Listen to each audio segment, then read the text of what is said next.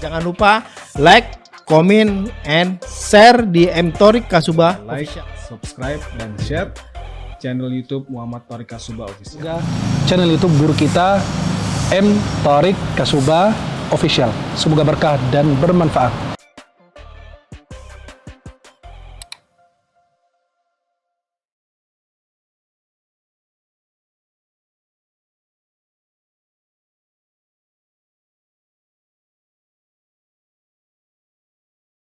Baik teman-teman, tema dalam para istiqomah akan disampaikan oleh Kiai kita Kiai Muhammad Thorik Kasubah.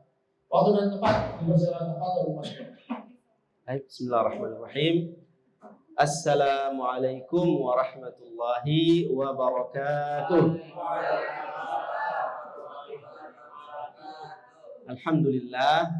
Alhamdulillahi wassalatu wassalamu ala rasulillah, amma ba'd. Segala puji bagi Allah, pemilik, pencipta, dan pengatur alam semesta. Salawat dan salam kepada utusannya, suri tauladan kita semua, baginda Nabi Muhammad sallallahu alaihi wasallam, beserta keluarga, sahabat, dan orang-orang yang mengikuti jejaknya sampai akhir zaman. Yang saya hormati, saya banggakan Bang Wangi. Kalau orang nanti ngomong wangi ya. itu doang emang. Pas perkenalan bilang Wangki tapi aslinya Wangi katanya. Oh ya udah, manggilnya Wangi insyaallah. Wangi di surga mudah-mudahan. Amin ya rabbal alamin. Kemudian juga teman-teman yang ada di sini yang mungkin banyak yang saya belum kenal, tapi saya berdoa kepada Allah Subhanahu wa taala mudah-mudahan wajah-wajah yang ada di tempat ini dengan niat yang kemudian untuk mencari ampunan serta ridha dari Allah ini, mudah-mudahan wajah-wajah ini semua kita akan bertemu di surga Allah Subhanahu wa taala. Amin ya rabbal alamin. Perkenalkan, saya Muhammad Thorik Kasubah dari Maluku Utara. Maluku Utara ini salah satu provinsi yang ada di Indonesia Timur. Jadi ini Indonesia Barat. Masih ada Indonesia Tengah. Setelah Indonesia Tengah ada Indonesia Timur.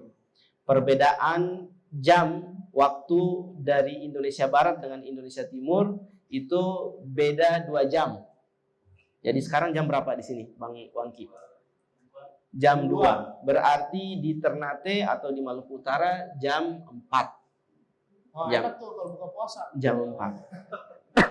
Buka puasa lebih cepat. Nah, sahurnya di Jakarta, bukanya di sana. Ya. Itu diskon 2 jam. Kalau di sana seperti itu, diskon 2 jam. Tapi kalau dari Ternate ke Jakarta itu naik tambah 2 jam. Jadi 14 jam. Ya, kalau puasa perjalanan dari Ternate ke Jakarta itu berarti tambah 2 jam. Ini menandakan bahwa nikmat Allah Subhanahu wa taala kepada bangsa Indonesia ini luar biasa dengan luasnya wilayah. Andaikan bangsa Indonesia ini tidak luas, maka saya ke Jakarta atau ke Pulau Jawa pakai paspor. Ya, karena luasnya negeri ini.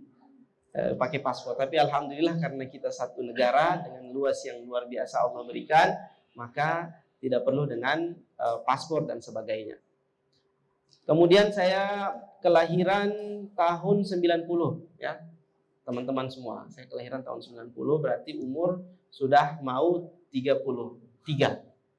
Alhamdulillah sekolah di sana, kemudian kuliah pesantren di Jawa Barat.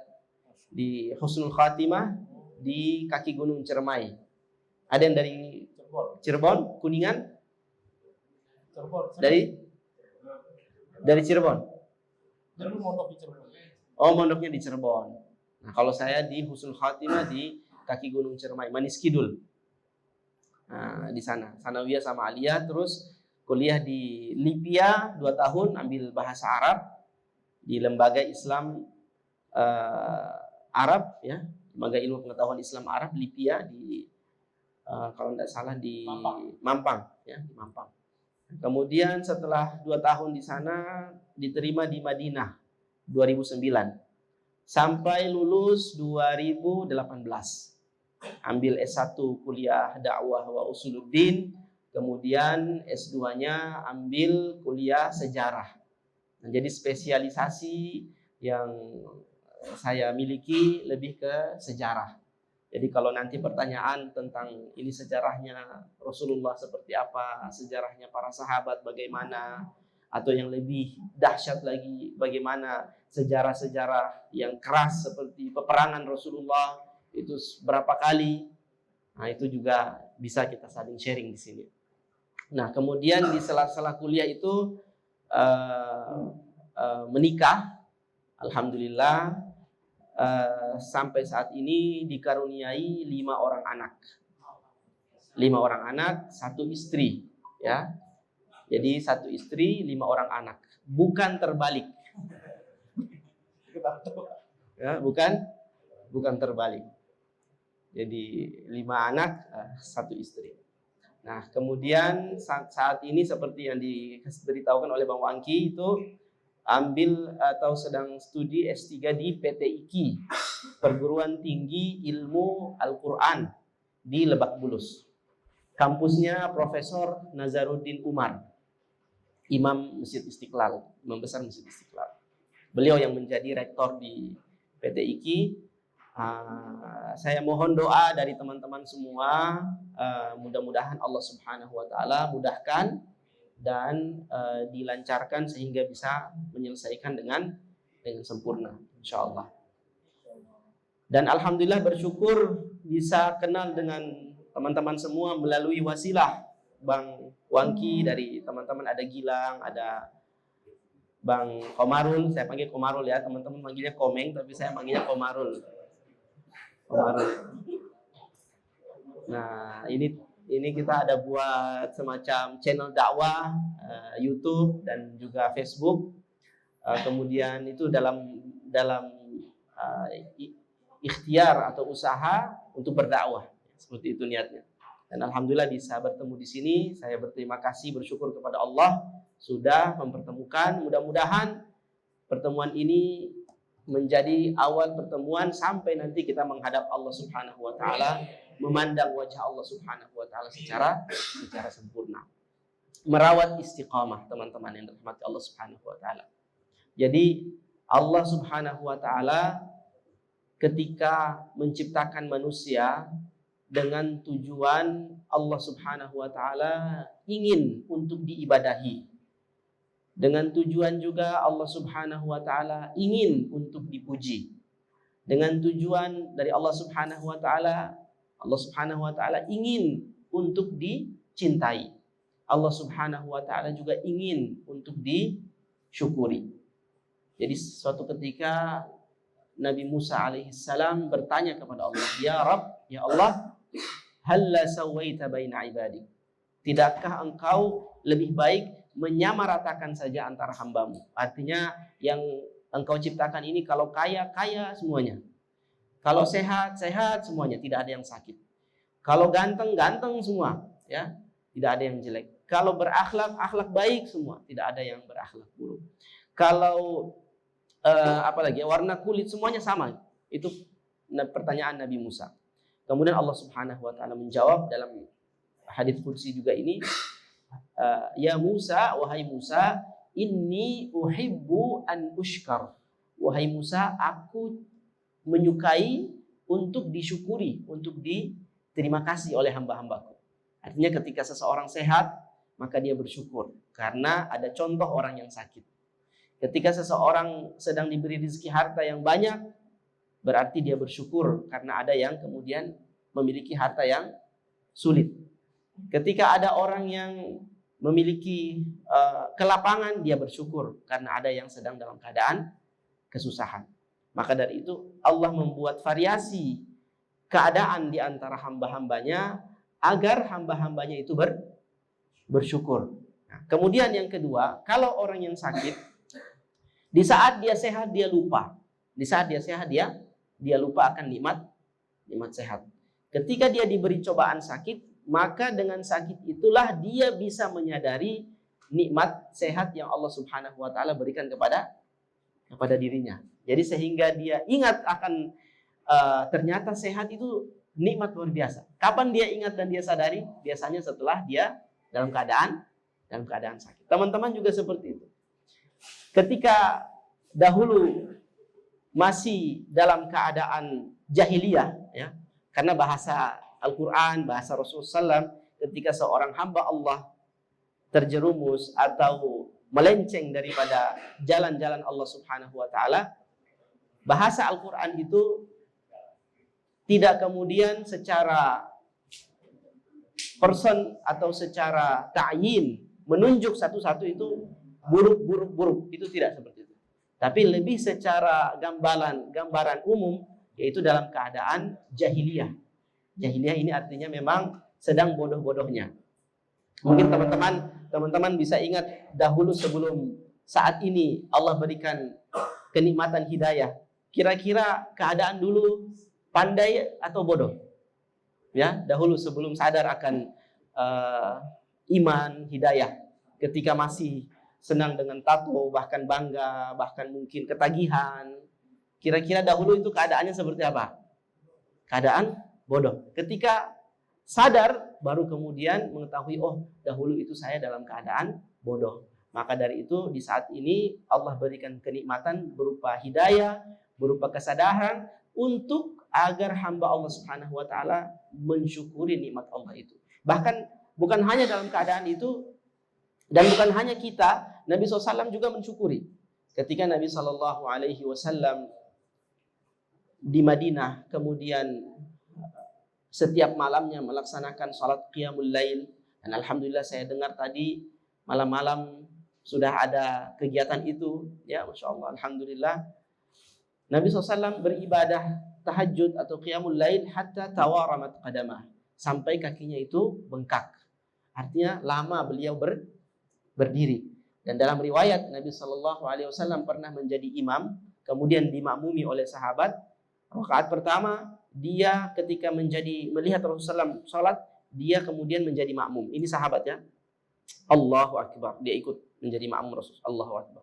Rasulullah baca Al-Fatihah, kemudian Rasulullah mulai dengan Alif Lam Mim, Dzalikal kitabu la raiba fihi. Ini surat apa?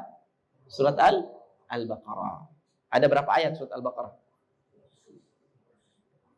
Hah? Ya, hampir 300 ya. 87.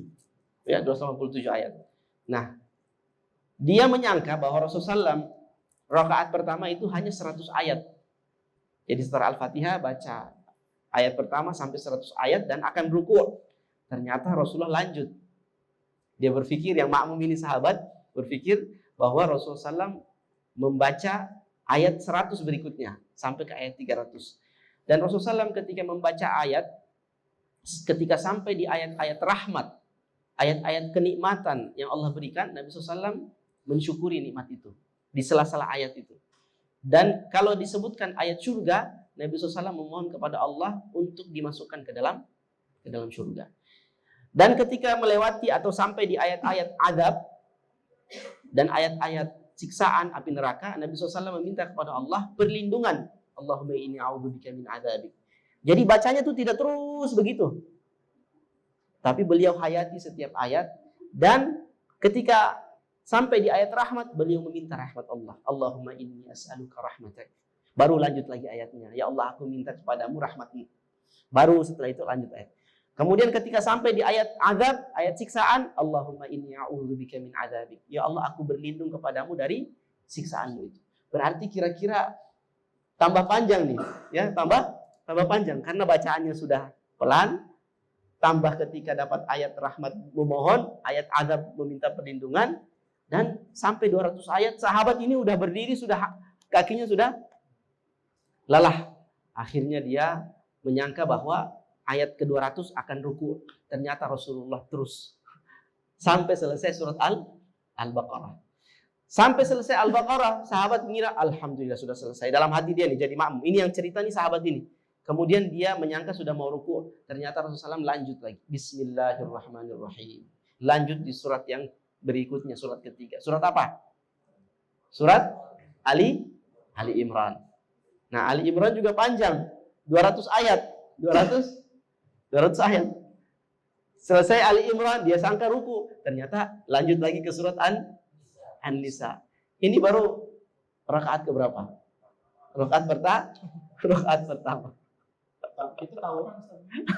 Baku anak itu. Kalau nggak baku hantam, sudah habis jamaahnya di belakang. Sudah pertumpahan darah di masjid itu. War. Jadi itu salah satu riwayat yang menggambarkan sholatnya Rasulullah SAW di malam hari. Kemudian setelah itu Nabi SAW bengkak kakinya. Terkadang Rasulullah SAW sholat di masjid, terkadang di rumahnya. Kemudian kata Siti Aisyah, ya Rasulullah, wahai utusan Allah, bukankah dosamu atau kesalahanmu telah diampunkan oleh Allah Subhanahu wa taala? Ma taqaddama min dzambika wa ma ta'akhkhar. Yang dahulu dan yang nanti. Seluruhnya sudah diampunkan oleh Allah. Sebelum Nabi SAW melakukan kesalahan, Allah sudah mengampunkan kesalahan itu. Dan yang dahulu juga. Kata Rasulullah SAW kepada Siti Aisyah apa? Wahai Aisyah, afala akunu abdan syakura. Wahai Aisyah, aku hanya ingin menjadi seorang hamba Allah yang bersyukur. Jadi ini menandakan bahwa salah satu energi daripada istiqamah, salah satu energi yang kemudian menjadi bahan bakar utama istiqamahnya Rasulullah Sallallahu Alaihi Wasallam. Bayangkan, ini bukan qiyamul lail seperti kita, tapi qiyamul lail salah satu contohnya seperti itu tadi, gaya bacaannya dan panjangnya dan bobotnya. Energi yang menjadi bahan bakar utama Rasulullah SAW untuk menjaga istiqamah ibadahnya kepada Allah Subhanahu Wa Taala itu adalah rasa syukur kepada Allah Subhanahu Wa Taala. Jadi teman-teman semua, ketika kita diberikan kewajiban sholat 5 waktu, yang mana Nabi SAW menerima kewajiban ini di saat peristiwa apa? Isra wal Mi'raj. Bulan apa itu Isra Mi'raj? Bulan Rajab, tanggal 27 Rajab. Nah ini harus kasih hadiah nih. Ya udah kok udah di DP duluan Ustaz, hadiahnya Ustaz kopi. Nah 27 bulan Rajab itu peristiwa Al-Isra wal Mi'raj. Rasulullah SAW menerima menerima ibadah salat. Jangan kemudian adik-adik menganggap bahwa salat ini hanya sekedar beban, hanya sekedar kewajiban. Tapi jadikan ibadah itu adalah rasa terima kasih kepada Allah, rasa syukur kepada Allah. Jadi kalau misalkan di suatu waktu dalam perjalanan kemudian kita dilalaikan oleh iblis, dibuat lupa oleh syaitan kepada Allah, kita ingat lagi, kita jalan ini pakai kakinya siapa yang memberikan. Kita makan ini pakai mulutnya siapa yang memberikan. Lidah siapa yang kemudian kita bisa merasakan manis, pedas, rasanya kopi seperti apa, asin, asam. Kemudian ketika kita bangun dari tidur, kita ingat siapa yang kemudian membuat kita dapat melihat cahaya, dapat melihat keindahan. Suami bisa melihat istrinya, istri bisa memandang suaminya, melihat anak-anaknya. Hal-hal yang kemudian nikmat-nikmat yang terkadang kebanyakan manusia itu lupa. Kemudian teman-teman ingat siapa yang memberikan ini. Sehingga ketika kita dalam beribadah, lebih semangat, lebih istiqamah, dan lebih berenergi disebabkan karena rasa terima kasih kita kepada si pemberi nikmat itu, yaitu Allah Subhanahu wa Ta'ala. Dan itulah inti daripada diciptakannya kita. Jadi Allah Subhanahu wa Ta'ala di awal-awal alam semesta ini, dalam riwayat disebutkan kanallahu fi ama. Ada satu Arab Badui datang kepada Rasulullah dan bertanya. Jadi beda sahabat yang ada di Madinah dengan sahabat di pedalaman yang datang ke Madinah untuk bertanya itu berbeda. Kalau sahabat yang ada di Madinah itu mereka berhati-hati dalam bertanya. Karena sehari-hari mereka bersama Rasulullah dan setiap pertanyaan langsung turun wahyu menjawab. Maka dari itu mereka berhati-hati dalam bertanya. Kenapa? Karena kalau mereka bertanya sesuatu yang kemudian tidak wajib, disebabkan pertanyaan mereka menjadi wajib, nah itu akan menjadi sebuah beban bagi umat Muhammad. Jadi kebanyakan sahabat-sahabat, kalau kita lihat di riwayat itu, yang hidup di dalam Madinah, kebanyakan mereka tidak bertanya. Kebanyakan tidak bertanya. Yang bertanya ini yang mana? Yang bertanya ini adalah yang kebanyakan dari luar Madinah. Arabi namanya, Arab-Arab Badui, pedalaman. Nah, suatu waktu datang kepada Rasulullah. Ini yang pertanyaan mereka nih mungkin mirip-mirip dengan pertanyaan adik-adik yang kontroversi sebenarnya. Yang saya cerita sama Mas Wangki ini katanya, jangan kaget Ustaz. Kenapa? Nanti pertanyaannya agak apa? Nyeleneh gitu. Agak kontroversi gitu. Nah, mungkin ini tipe-tipe Arabi. Nah, mereka bertanya ketika datang ke Madinah, ya Rasulullah, mereka bertanya, wahai utusan Allah, ya Nabi Allah, sebenarnya sebelum kita semua diciptakan ini ada apa di saat itu? Allah bersama siapa? Allah seperti apa? Allah dalam keadaan apa? Kemudian pertanyaan ini terkejutlah para sahabat yang ada di Madinah, karena mereka tidak berani bertanya seperti ini. Kemudian kata Rasulullah SAW, kana Allahu fi ama. Di saat itu, ketika alam semesta belum ada matahari, belum ada bumi, belum ada galaksi, belum ada apa-apa di alam semesta ini. Kana Allahu fi ama. Dahulu Allah Subhanahu wa taala berada dalam satu kehampaan. Artinya tidak ada apa-apa, hanya Allah sendiri saja. Tidak ada jin, tidak ada malaikat, apalagi manusia. Semuanya tidak ada, hanya Allah sendiri saja sebagai penguasa, sebagai yang paling memiliki kekuatan dan yang paling memiliki kekuasaan. Kemudian yang pertama kali Allah ciptakan adalah al-qalam. Pertama kali Allah ciptakan apa? Pena. Al-qalam. Kemudian setelah Allah ciptakan pena, Allah perintahkan uktub. Wahai pena, tulislah. Apa yang aku tulis ya Rabb? Wahai Allah, apa yang aku tulis? Kata Allah Subhanahu wa taala, uktub maqadira as-sama' wal ard. Tulislah ketentuan takdir langit dan bumi. Ya, ketentuan takdir langit dan bumi. Baru setelah itu dia menuliskan ketentuan takdir dan bumi, dan sampai saat ini dia masih menulis pena itu.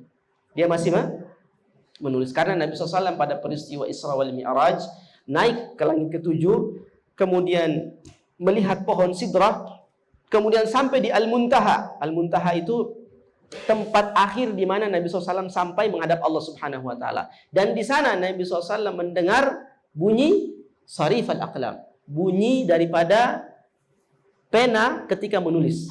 Ya, tapi lebih jelas ini apa namanya?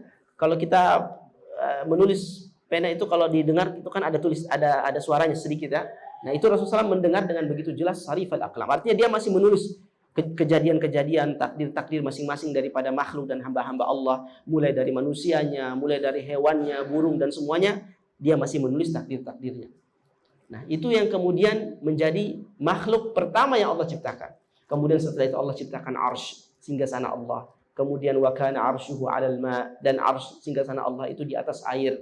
Baru setelah itu Allah ciptakan planet, Allah ciptakan matahari, galaksi, bumi, semuanya Allah ciptakan di 7 lapis langit yang menjadi kekuasaan Allah Subhanahu wa taala. Baru setelah itu Allah ciptakan malaikat, kemudian Allah ciptakan jin terlebih dahulu, yang mana jin ini menjadi khalifah di muka bumi sebelum adanya manusia. Nanti ketika jin melakukan kerusakan di muka bumi, baru setelah itu Allah bilang, wahai malaikat, inni ja'ilun fil ardi khalifah. Aku mau ganti nih. Yang tadinya menjadi penguasa di bumi adalah para jin, aku mau ganti yang menjadi penguasa dan penanggung jawab di muka bumi ini adalah para manusia. Baru setelah itu Allah ciptakan Adam. Nah, ini dari mana? Dari pertanyaan kontroversi si Arabi, Arab dari Badui.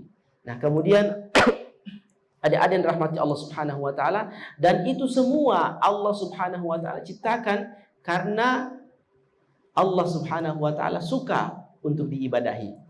Allah suka untuk disyukuri. Allah suka hambanya berterima kasih kepadanya.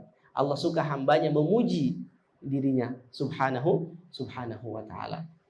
Jadi adik-adik yang rahmati Allah Subhanahu wa ta'ala, ketika kita menjaga istiqamah kita, bahan bakar utama yang kita jadikan sebagai energi untuk menjaga keistiqamahan ini adalah rasa syukur kepada Allah Subhanahu wa ta'ala. Dan motivasi yang kedua, adik-adik yang rahmati Allah Subhanahu wa ta'ala, yang menjadi motivasi kita untuk tetap istiqamah setelah rasa syukur, adalah kita akan mendapatkan kemuliaan dari Allah Subhanahu wa ta'ala. Kemuliaan apa? Dalam arti kemuliaan yang menurut Allah terbaik bagi keadaan kita masing-masing. Jadi beda-beda, masing-masing punya kondisi yang berbeda-beda, dan cara Allah memuliakan kita juga berbeda-beda. Dan istiqamah itu sendiri adalah afdalul karamah. Bahkan istiqamah itu sendiri adalah karamah yang terbaik. Jadi ada yang namanya, kalau kita biasa dengar itu karamah para wali. Karamah para wali, karamah para ulama, karamah para habaib, ya. Nah, karamah ini adalah salah satu dari bentuk keajaiban dan mukjizat di bawah mukjizat para nabi. Jadi keajaiban itu ada 3 level. Adik-adik atau teman-teman yang dirahmati Allah Subhanahu wa taala. Ahlan wa sahlan bib. Tafadhal. Waalaikumsalam warahmatullahi wabarakatuh. Kita sudah mendahului antum terlebih dahulu.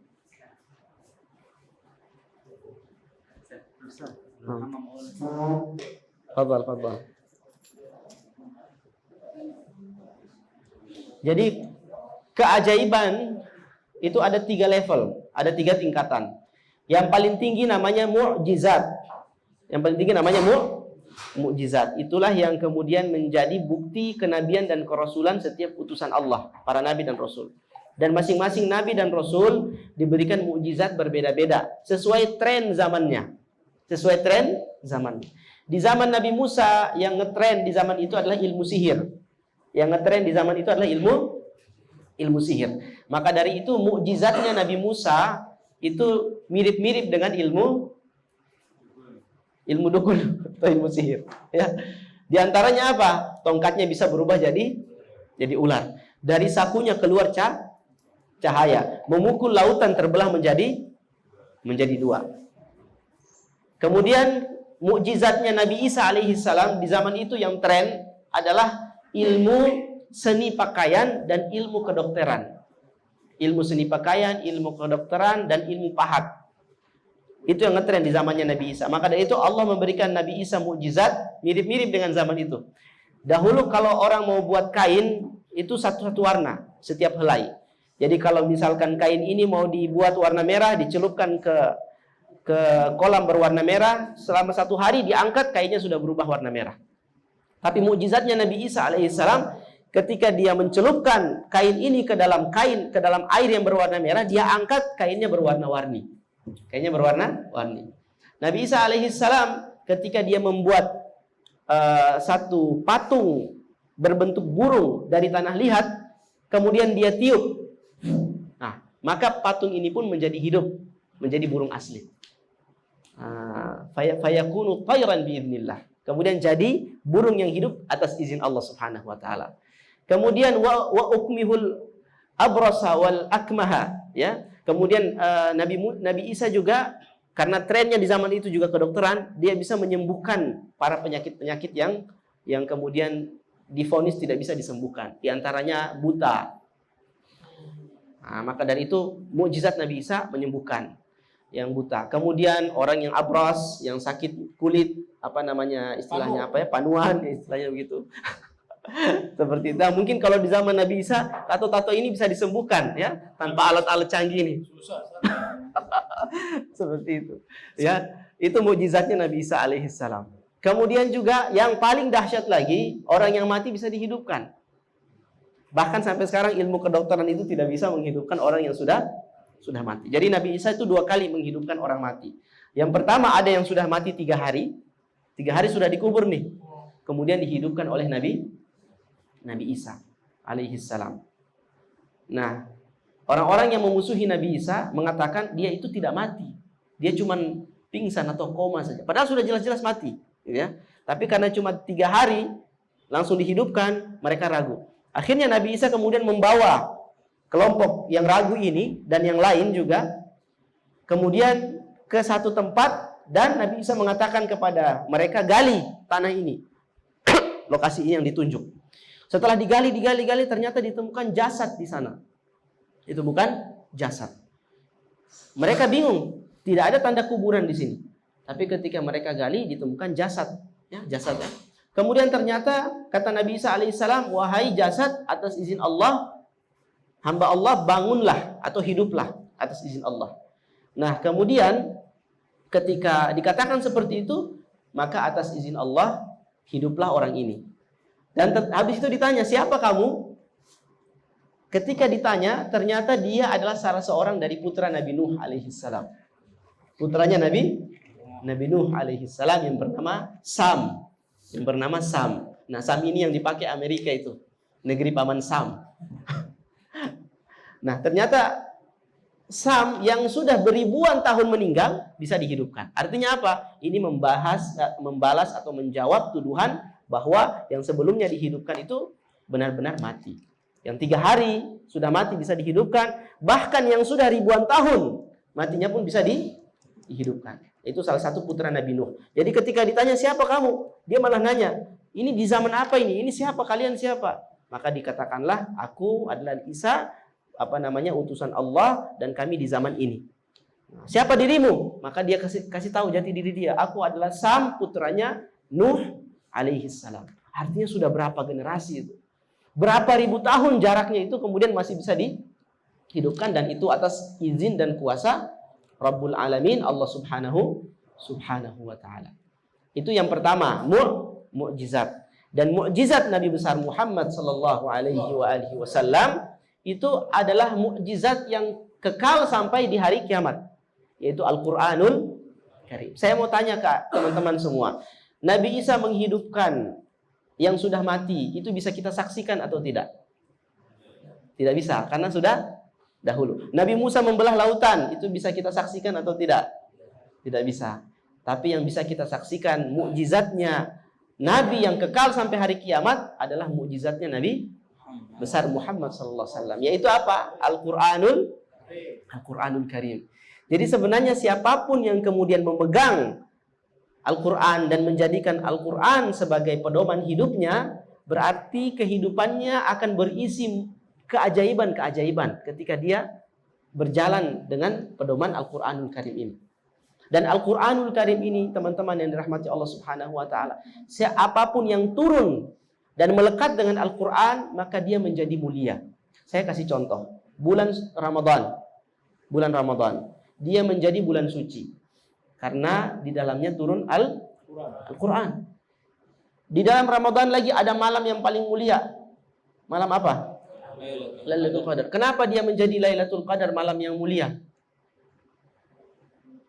Ada yang hafal surat Al-Qadar? Alhamdulillah enggak ada masalah. Surat Al-Qadar. Apa? Hah? Inna, coba baca. Inna anzalnahu fi Lailatul. Kami turunkan kitab suci Al-Quran di malam Lailatul Qadar. Jadi Al-Quran itu ada yang dirahmati Allah turun 2 tahap. Pertama dari Lauhul Mahfuz 30 juz Allah turunkan ke langit yang pertama, di rumah Allah di langit pertama bernama Baitul Izzah. Di sana turun 30 juz. Nanti dari Baitul Izzah turun secara berangsur-angsur setiap peristiwa dan setiap ada jawaban. Jika ada yang bertanya kepada Nabi Muhammad SAW, baru dari Baitul Izzah diturunkan jawaban itu.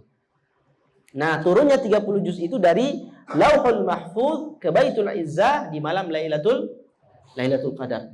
Maka dikatakan, kenapa Ustadz Al-Quran turun Lailatul Qadar, tapi dalam sejarah hampir setiap hari, setiap bulan, setiap momentum, dan setiap peristiwa Al-Quran Allah turunkan ayat ini, satu surat yang pendek dan seterusnya. Berarti kan Al-Quran turun setiap bulan sebenarnya. Tapi sesungguhnya jawabannya adalah Allah menurunkan Al-Quran dari Lauhul Mahfuz 30 juz ke langit pertama Baitul Izzah itu di malam Lailatul Qadar. Sehingga malam Lailatul Qadar menjadi mulia karena malam itu turun Al-Quran. Malaikat Jibril alaihi salam menjadi panglima, malaikat nomor 1 yang paling tinggi pangkat dan derajatnya di sisi Allah. Kenapa dia menjadi malaikat yang paling tinggi pangkat dan derajatnya? Karena melalui malaikat Jibril lah wasilah Al-Quran itu disampaikan kepada Nabi Muhammad sallallahu alaihi wasallam. Jadi itu Al-Quran lah yang membuat dia mulia. Kemudian manusia dan makhluk termulia dari seisi alam semesta ini adalah baginda Rasulullah sallallahu alaihi wasallam. Kenapa?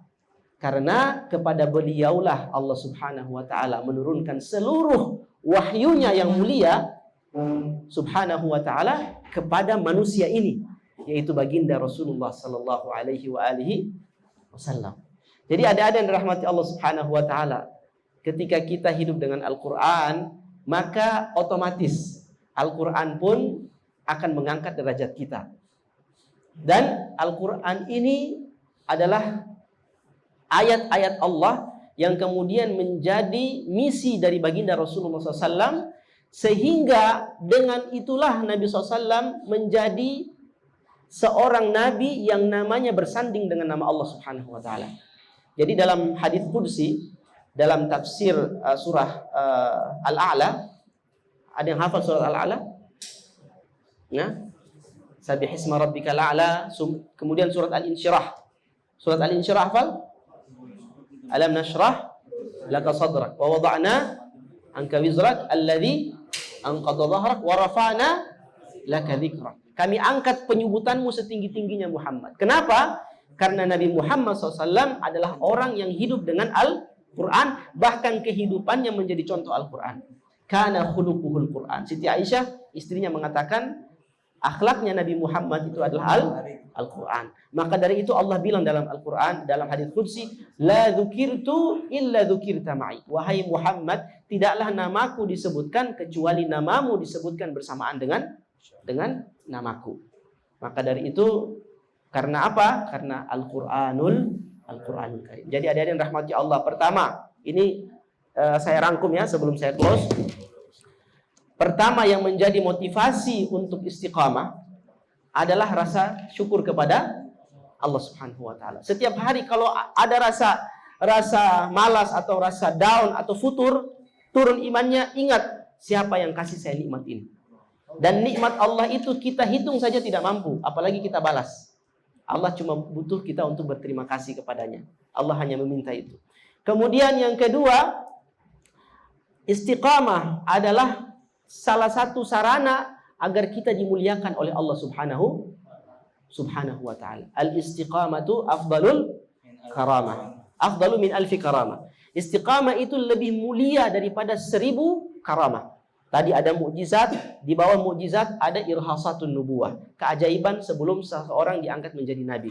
Baru di bawah itu ada yang namanya al-karamah yang dimiliki, yang Allah berikan kepada para wali, para ulama, para orang-orang saleh, para habaib yang kemudian istiqamah di jalan Allah Subhanahu wa ta'ala. Kemudian yang ketiga, ada yang rahmati Allah Subhanahu wa ta'ala, jadikan kehidupan Rasulullah SAW sebagai pedoman hidup dan juga motivasi. Nabi Muhammad saja yang sudah diangkat derajatnya dan menjadi orang yang termulia dan diampunkan dosanya yang dahulu dan yang sesudahnya, masih beribadah sampai kakinya bengkak, apalagi kita ini. Maka insya Allah mudah-mudahan dengan 3 poin ini menjadikan adik-adik semua, menjadikan saya juga, menjadikan kita semua menjadi orang-orang yang istiqamah sampai dengan kita meninggalkan dunia ini, dan mudah-mudahan kita semua dikumpulkan oleh Allah Subhanahu wa taala bersama baginda Rasulullah sallallahu alaihi wasallam di surganya yang tertinggi. Amin amin ya rabbal alamin. Ini saja yang bisa saya sampaikan.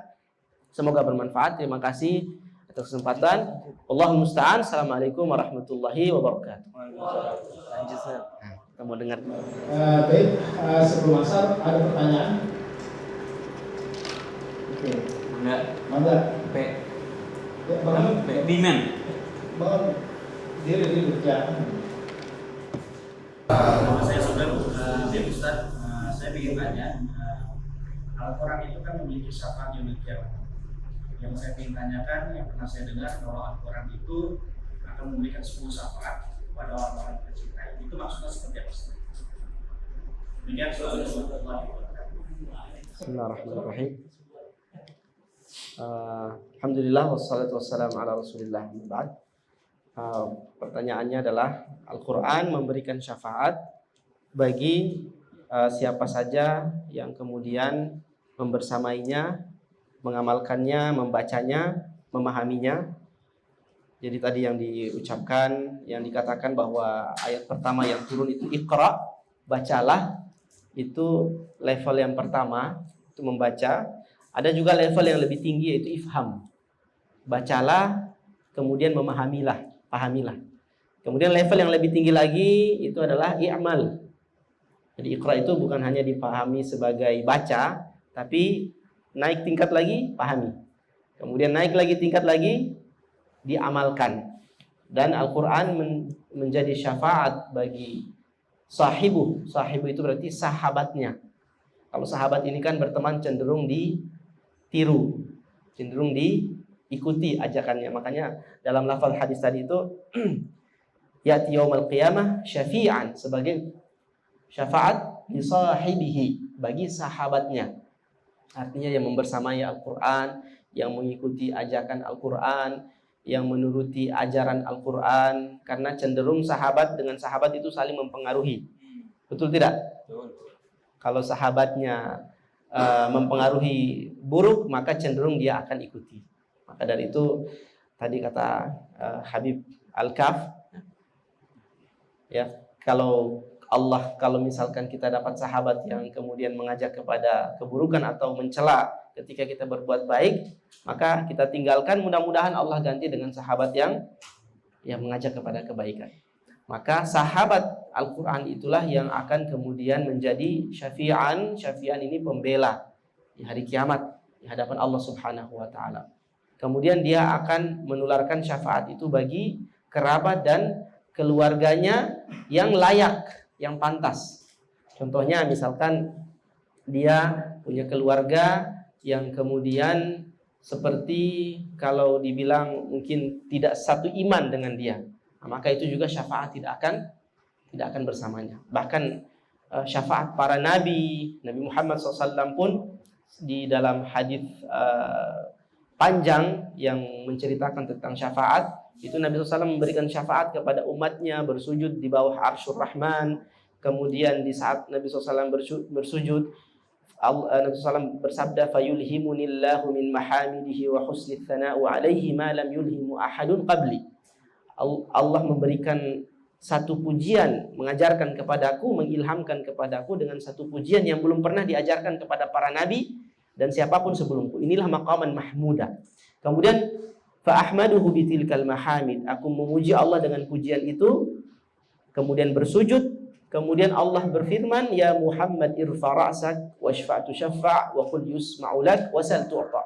Wahai Muhammad, minta syafaat dikabulkan, minta permintaan diterima, berbicara didengar perkataanmu. Kemudian Nabi SAW bermohon kepada Allah, Rabbi ummati, ya Allah umatku.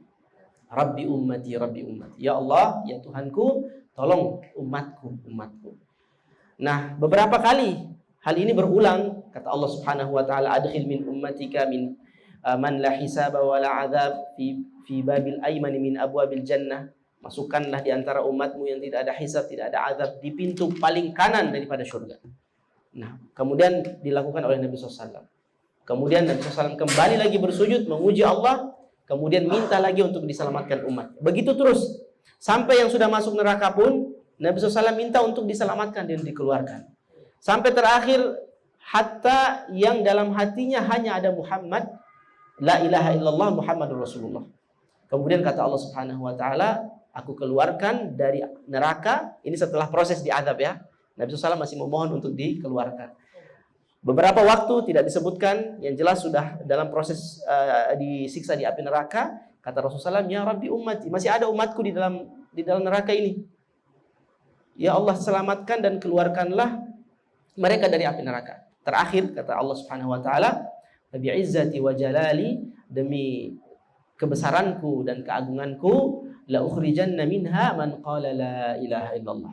Aku akan keluarkan dari azab nerakaku ini siapapun yang dalam hatinya ada la ilaha illallah Muhammad Rasul. Tapi ini setelah proses diazab.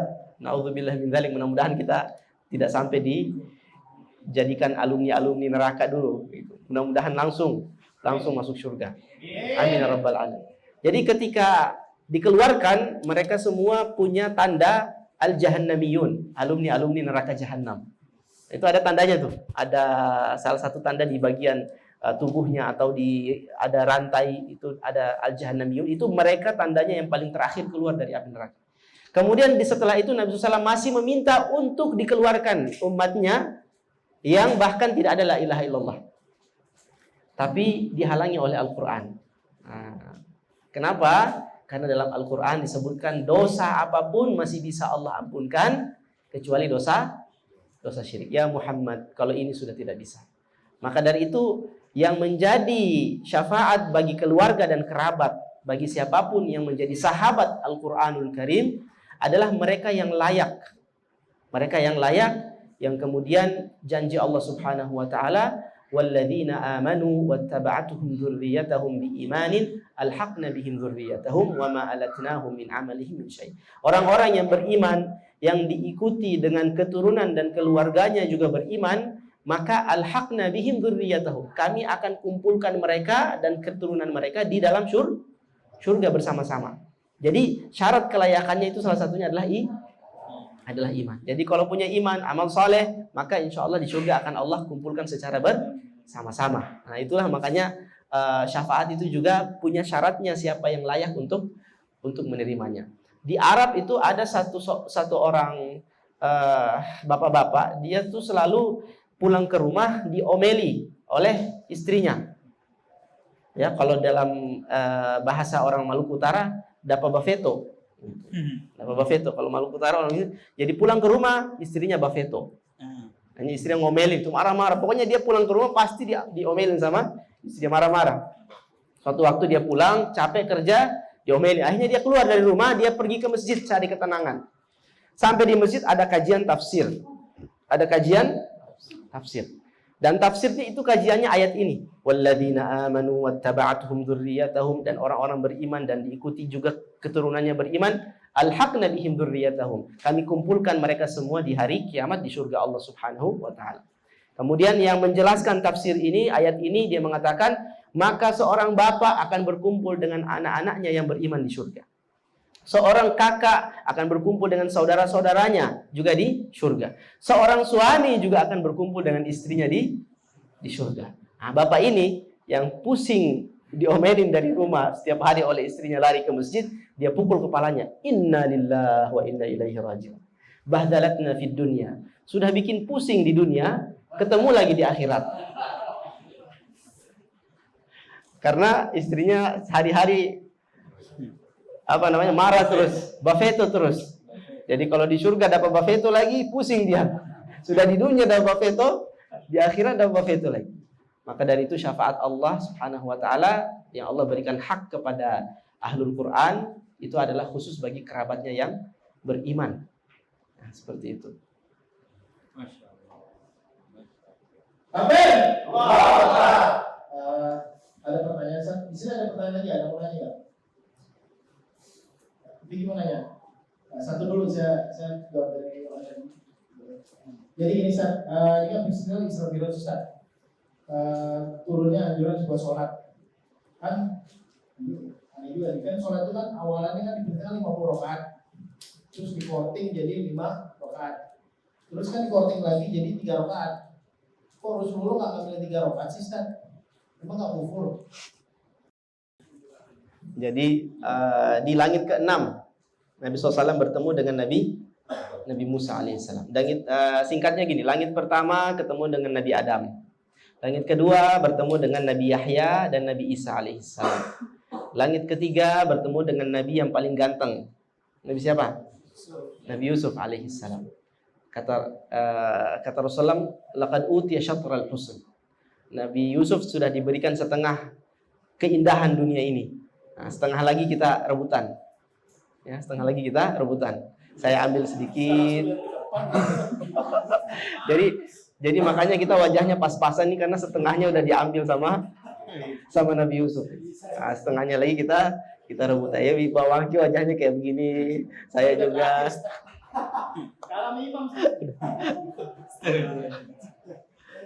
Jadi kata Rasulullah SAW, laqad utiya syatral husn. Yusuf telah diberikan setengah dari keindahan dunia ini. Nah, kemudian langit keempat bertemu dengan Nabi Idris alaihissalam. Langit kelima bertemu dengan Nabi siapa? Nabi Harun alaihissalam. Harun alaihissalam ini saudaranya Nabi Musa alaihissalam.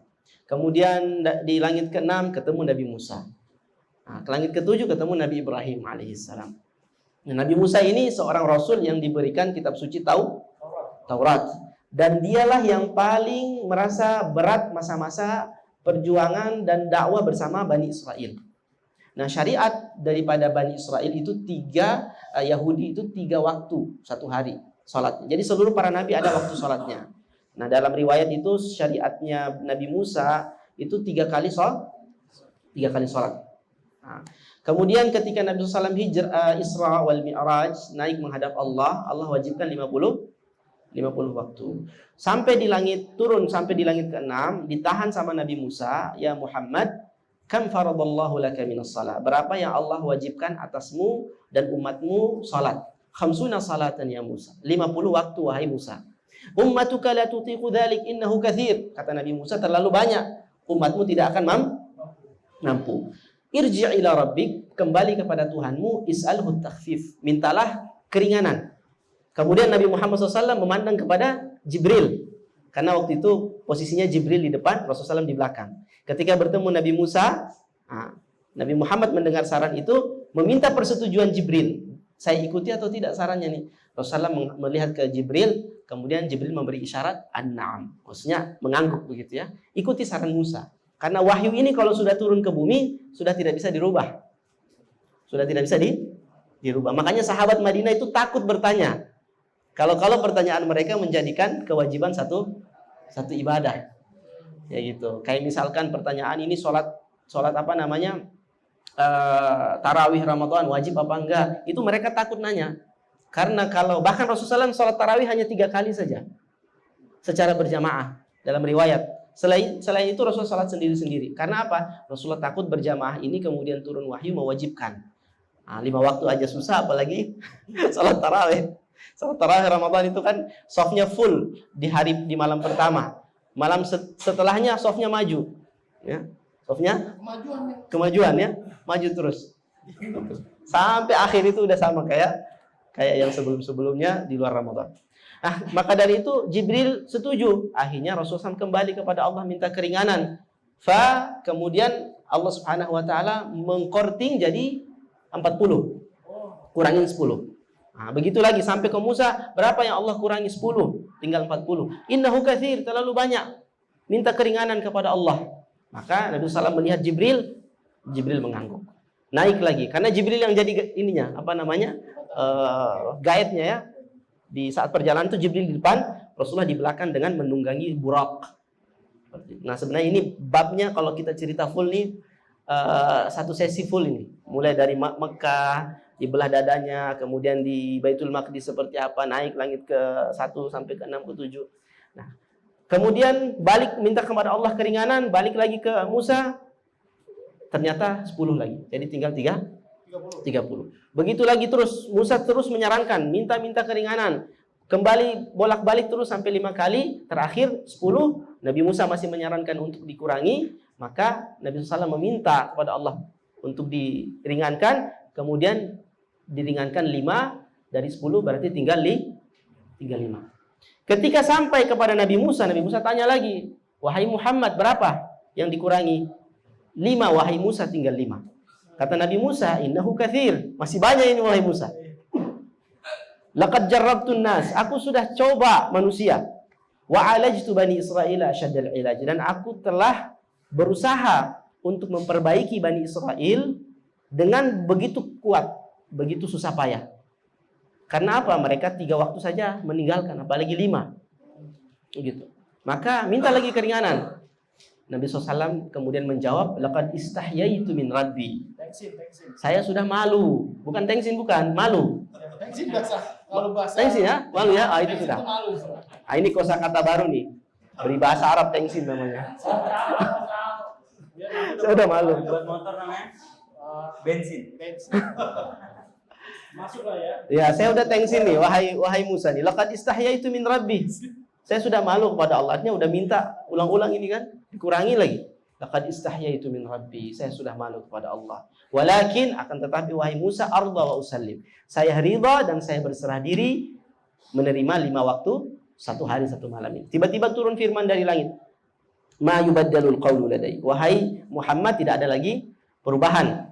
Ya, tidak ada lagi korting. Walakin khamsun fil amal, hunna khamsun wa hunna khamsun. Dalam hadis itu hunna khamsun itu amalnya 5 kali, tapi pahalanya tetap khamsun, 50 kali. Seperti itu. Jadi walaupun Allah mewajibkan kepada kita 5 waktu, tapi pahalanya masih sama dengan pahala 50 waktu yang diwajibkan di awal. Nah, seperti itu hikmahnya kenapa bukan 3.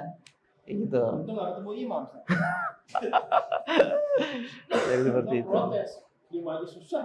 Jadi bisa jadi kalau minta lagi kurang, mungkin 3 tapi tidak sama. Pahalanya tetap 3 saja. Tapi karena Rasulullah SAW beridha dan menerima itu, maka Allah pun mengatakan tidak ada perubahan lagi. Dan hunna khamsun, pahalanya amalnya 5 waktu, tapi hunna khamsun. Tapi pahala untuk itu adalah tetap 50. Seperti itu. Tujuan menikah itu untuk salah satunya adalah dia menjadi saluran yang mana manusia ini memiliki hawa nafsu, kemudian disalurkan secara halal, secara apa yang Allah Subhanahu wa taala kasih tahu koridornya, ya. Karena dulu itu nikah ada banyak macamnya. Ya, nikah ada namanya nikah al-baghaya, ada nikah ar-raya, ada nikah at-tabyid, ada nikah syighar. Itu jenis-jenis nikah jahiliyah, kalau kita bahas juga agak panjang. Tapi ada nikah Islam yang kemudian saat ini mahar, saksi, wali itu menjadi syarat. Nah, tujuan nikah satu adalah jadi Islam ini bukan hanya ibadah saja, tapi dia juga memberikan fasilitas untuk menyalurkan syahwat kita, baik laki-laki perempuan, dengan cara-cara yang terbaik, yang ada maslahatnya. Maka dari itulah nikah ini dia menjadikan kita sebagai sarana untuk ibadah jangka panjang. Ibadah jangka panjang, karena kita berkeluarga, berketurunan, dan dari anak-anak kita juga mengharapkan mereka bisa menjadi investasi pahala buat kita. Nah, itu satu. Yang kedua, singkatnya itu sebagai sarana kita untuk masuk surga, menikah itu. Yang kedua, untuk ilmu nikah ini sebenarnya paling sederhananya itu simpelnya itu hak dan kewajiban. Belajar itu saja. Ketika laki-laki dia menikah, berarti dia sebagai suami. Kewajiban dia apa sebagai suami? Nah, itu dipelajari. Ada beberapa poin sederhananya yang wajib itu dulu. Kemudian setelah dia menunaikan kewajiban dia, baru dia menerima hak dia. Yang mana hak dia sebagai suami itu adalah kewajiban si istri. Nah, seperti itu. Jadi si istri, apa yang dia pelajari adalah kewajiban istri. Supaya apa? Setelah istri ini menunaikan kewajiban dia, baru dia berhak menerima hak dia. Jangan terbalik. Kebanyakan rumah tangga itu hancur karena masing-masing suami istri ini menuntut haknya terlebih dahulu. Padahal dia tidak 100% menunaikan kewajiban dia. Itu yang sehingga banyak perceraian itu. Si suami nggak tahu kewajibannya apa, dia hanya menuntut haknya. Si istri juga gitu, haknya dituntut, tapi dia tidak menunaikan kewajiban dia. Nah, maka dari itu untuk mempelajari ilmu pernikahan, misalkan nih kan laki-laki, berarti nanti jadi suami, pelajari apa kewajiban saya, fokus dulu di kewajiban. Nomor 2 baru hak. Jangan terbalik. Hak dulu yang dituntut baru kewajiban. Nah, itu juga salah. Nah, si istri juga misalkan calon istri perempuan akhwat menikah, dia harus fokus di kewajiban dia dulu apa? Dia tunaikan maksimal 100% kepada suami, baru dia tuntut haknya. Sama saja dengan misalkan kita punya perusahaan. Si pegawai itu mengerjakan tugas, baru di akhir bulan dia terima haknya. Haknya adalah gaji atau upah. Bukan dia terima gajinya baru kerja. Tapi dia kerja dulu, kewajiban dan tugas, baru terakhir dia terima haknya. Sederhananya begitu. Jadi kalau mau tahu ilmu pernikahan, laki-laki belajar kewajibannya, si perempuan belajar kewajibannya, tunaikan masing-masing, baru masing-masing menerima haknya.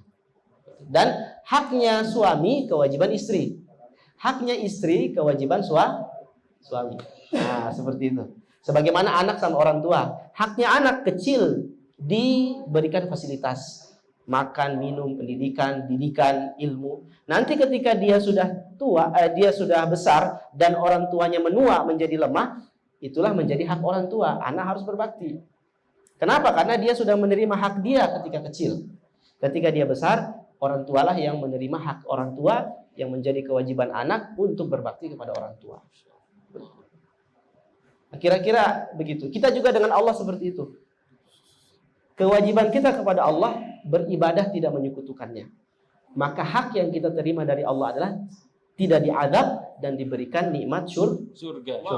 Jadi hak dan kewajiban fokusnya di situ. Kira-kira itu, Allahu a'lam. Insyaallah. Bismillah, kalau mau lengkap bahas tentang bab nikah teman-teman, nah, di antara kebiasaan ulama salaf yang hidup tentunya setelah Imam Ghazali biasanya, atau keluarga kami Ahlul Bait, sebelum dia nikahin anaknya dia syaratkan calon mantunya itu baca kitab Ihya Ulumuddin bab nikah. Di situ di bab pertama dikasih tahu tujuan nikah apa aja. Ada 5 atau 12 gitu. Apa tujuan daripada nikah? Setelah itu kewajiban suami, kemudian fikih nikah dan lain sebagainya. Di situ dijelaskan secara lengkap. Nah, teman-teman kalau mau lengkap ada juga buku tersendiri tentang nikah. Ya, banyak betul. Ya, Tuhfatul Arus, kemudian Fathul Fatah dan lain sebagainya. Setidaknya teman-teman paham bahwa tujuan menikah selain kita membuat tenang diri kita daripada godaan-godaan syahwat di luar sana, tujuan yang lebih utama adalah memperoleh keturunan. Karena dari keturunan tersebut kita dapat pahala jariyah dari Allah Subhanahu wa Ta'ala. Dari keturunan tersebut anak kita yang kita ajarin baca Fatihah, makanya jangan biarin anak kita diajarin sholatnya baca Fatihah dari orang lain. Ajarin dari diri kita. Gimana caranya? Ya kitanya belajar dulu. Jangan sampai orang lain yang ngajarin, kita yang ngajarin supaya kita dapat pahala jariyah dari itu anak. Kedua, di antara keutamaannya adalah kita dapat dapat doa yang ngalir terus waktu kita meninggal. In qata'a anhu amaluhu illa min thalatha. Kalau orang meninggal, kita meninggal, terputus semua kesempatan amal kita kecuali 3 hal, salah satunya doa anak ya. Nah, kemudian berikutnya adalah daripada tujuan kita menikah adalah membuat senang baginda Nabi Muhammad SAW dalam sabdanya, tazawwajul wadud al-walud fa inni mukatsirum bikumul umat. Nikahilah perempuan yang subur,